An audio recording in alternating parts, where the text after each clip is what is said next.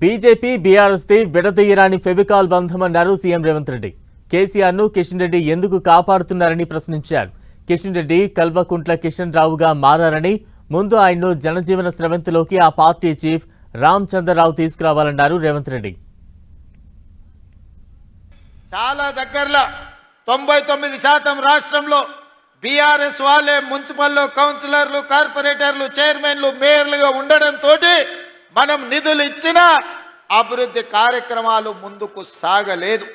ఈరోజు మనం నిధులు మంజూరు చేసినా ఈ ప్రభుత్వానికి ఎక్కడ పేరు వస్తుందో, ముఖ్యమంత్రి కాదు మున్సిపల్ మంత్రి కూడా రేవంత్ రెడ్డి ఉన్నాడు.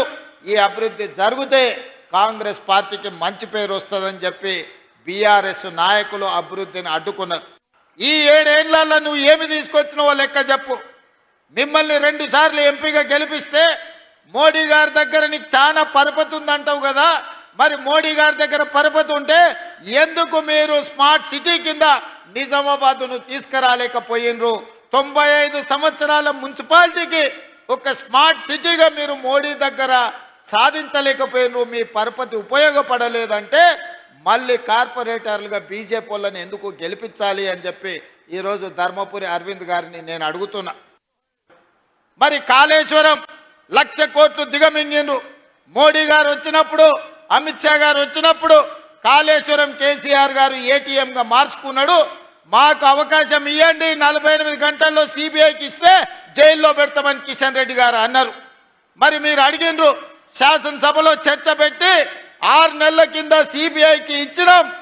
మరి 48 గంటల్లోనే జైల్లో పెడతాన్న కిషన్ రెడ్డి యాడబోయి ఏ బొక్కలు దాచుకున్నాడని నేను అడుగుతున్నా. భారతీయ జనతా పార్టీ రామచంద్రరావు, రేవంత్ ఉద్దీన్ అన్నావు కదా, నాకేం ప్రాబ్లం లేదు.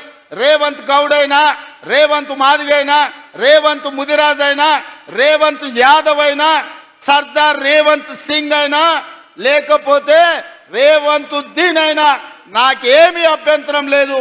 అన్ని కులాలను, అన్ని మతాలను సమన్వయం చేసుకొని రాష్ట్రాన్ని పరిపాలించి రాష్ట్ర ప్రజలకు సంక్షేమాన్ని అమలు చేసి రాష్ట్రాన్ని అభివృద్ధి పదం వైపు నడిపించి దేశంలోనే నెంబర్ 1 రాష్ట్రంగా తెలంగాణను నిలబెట్టే అవకాశం 4 కోట్ల ప్రజలు ఇచ్చిండ్రు.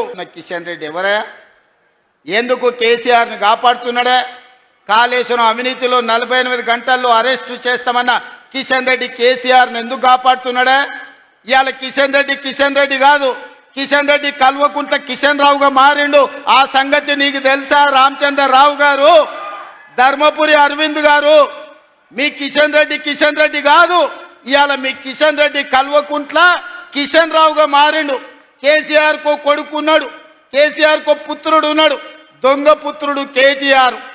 ఇవాళ కేసీఆర్కి ఇంకో దత్తత పుత్రుడు ఉన్నాడు, ఆయన పేరు కల్వకుంట్ల కిషన్ రావు. దొంగ పుత్రుడు, దత్తపుత్రుడు కలిసి ఈరోజు కేసీఆర్ అవినీతిని కాపాడే ప్రయత్నం చేస్తున్నారు. తెలంగాణ ప్రజలు బీజేపీని బొందబెట్టాలి. బీజేపీ బీఆర్ఎస్ వేరు కాదు, వీళ్ళిద్దరిది ఫెవికాల్ బంధం. వీణ వాణి అని 2 తలకాయలు కలిసి బాడీ వేరుంటుంది, ఆడపిల్లలు ఉన్నారు. బీజేపీ బీఆర్ఎస్ బంధం కూడా విడదీయరాని ఫెవికాల్ బంధం. ఇవాళ బీజేపీకి వేసిన, బీఆర్ఎస్కి వేసిన ఒక్కటే, ఆ ఓట్లు తీసుకెళ్లి మూసీ నదిలో వేసినట్టే.